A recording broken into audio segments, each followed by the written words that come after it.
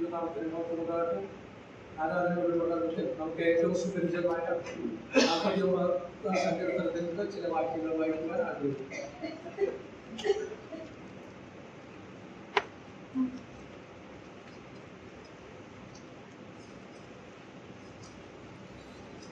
സങ്കീർത്തനം 49 ഇതിന്റെ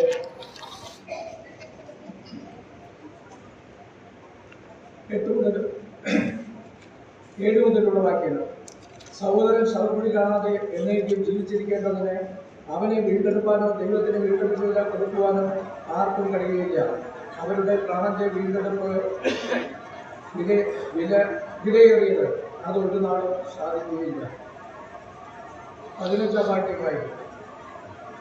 എങ്കിലും ഏറ്റ പ്രാണനെ ദൈവം പാതാളത്തിന്റെ അധികാരത്തിൽ നിന്ന് വീണ്ടെടുക്കും. നമുക്ക് മത്തായിയുടെ സുവിശേഷം അതിൻ്റെ 26-ാം അധ്യായം നമ്മുടെ കർത്താവ് ദിവസമനയിൽ കടന്നു ചെന്ന് പ്രാർത്ഥിക്കുന്ന പ്രാർത്ഥനയാണ്.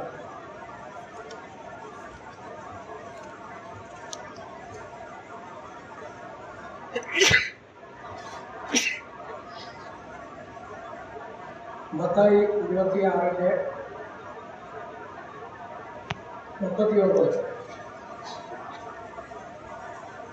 പിന്നെ അവൻ അല്പം മുമ്പോട്ട് ചെന്ന് കടന്നു വീണു, പിതാവേ കഴിയും എങ്കിൽ ഈ പാനപാത്രം എങ്കിൽ നിന്ന് നീങ്ങിപ്പോകണമേ, എങ്കിലും ഞാൻ ഇച്ഛിക്കും പോലെയല്ല നീ ഇച്ഛിക്കും പോലെ ആകട്ടെ എന്ന് പറഞ്ഞു.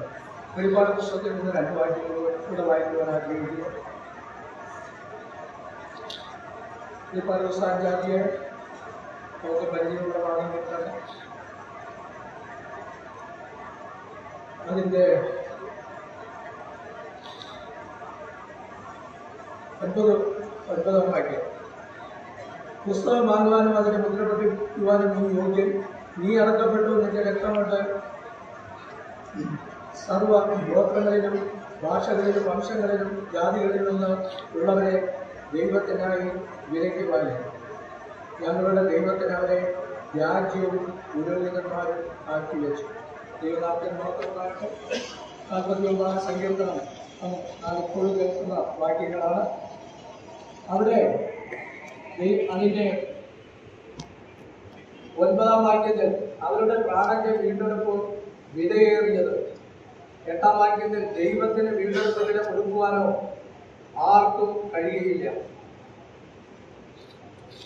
എന്നാൽ 15-ാം വാക്യത്തിൽ എങ്കിലും എന്റെ പ്രാണനെ ദൈവം പാതാളത്തിന്റെ അധികാരത്തിൽ നിന്ന് വീണ്ടെടുക്കും. ഓരോ കൂട്ടന്മാർ അവരുടെ പിതാക്കന്മാർ അവരുടെ കൺമുമ്പിൽ ദൈവത്തിന്റെ ക്രോധത്തിന്റെ പാത്രീഭൂതരായി ഭൂമി പിളർക്കപ്പെട്ടു. ഭൂമിയുടെ അഗാധനത്തിലേക്ക് അവർ പോയതായും അവർ അവരുടെ കണ്ണുകളാൽ കണ്ടതാണ്. എന്നാൽ ആ തലമുറയിൽ നിന്ന് അവർക്ക് ദൈവത്തെ സ്നേഹിക്കുന്നതിനും ദൈവത്തോട് അടുത്ത് ജീവിക്കുന്നതിനും ദൈവത്തിന്റെ ആ ഭയത്തിനും ഭക്തിയിലും അവർ ജീവിക്കുന്നതിനും ദൈവം കൃപ നൽകി.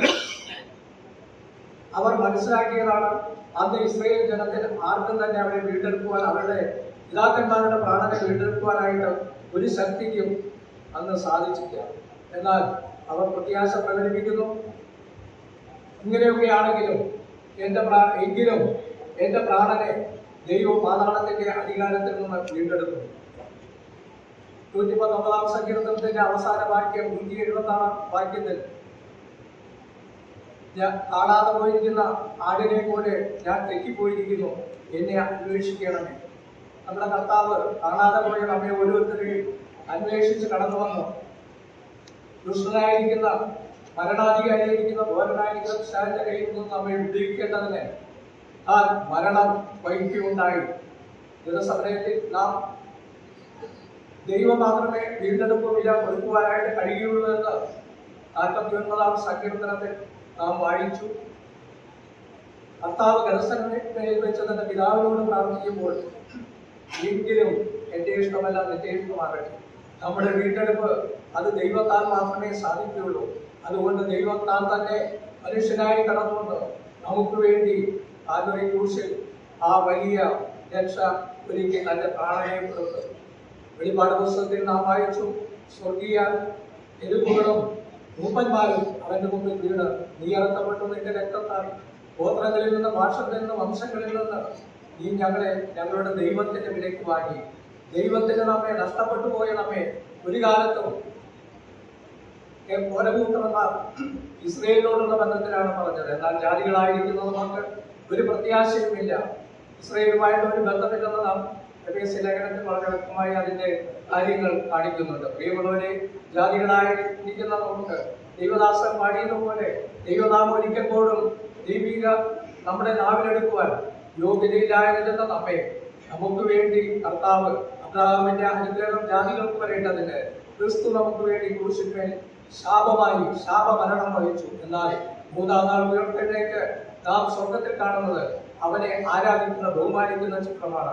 അവിടെ ഞങ്ങളുടെ ദൈവത്തിനായി വിലയ്ക്ക് വാങ്ങി. പ്രിയമുള്ളവരെ, ദൈവത്തിനായി വിലയ്ക്ക് വാങ്ങുവാൻ ദൈവമായിരുന്നവൻ കടന്നു വന്ന് നമുക്ക് വേണ്ടി സകലവും നിവർത്തിച്ചു. ശിരസ് മുതൽ പാദം വരെ മുഴുവേറ്റവനായി, എല്ലാവരും കൈവിടപ്പെട്ടവനായി, നിന്നയാൾ ഹൃദയം തകർക്കപ്പെട്ടവനായി നമ്മുടെ കർത്താവ് നമ്മെ വീണ്ടെടുത്തു. അവൻ യോഗ്യനാണ്, ആരാധനയ്ക്ക് യോഗ്യനാണ്. അവന്റെ പാതാരങ്ങളിൽ വീണുമടങ്ങി സ്തുതിക്കാം. പരിവിച്ചവരിൽ നിന്ന് ഉയർത്തെഴുന്നേറ്റ ആദിമലക്കട്ടയായ നീരാജനക്കട്ടയായ അവനെ ഉയർത്തി പിതാവായ ദൈവത്തെ മഹത്വപ്പെടുത്താം. അവിടുത്തെ നാം വാഴ്ത്തപ്പെടുമാറാകട്ടെ.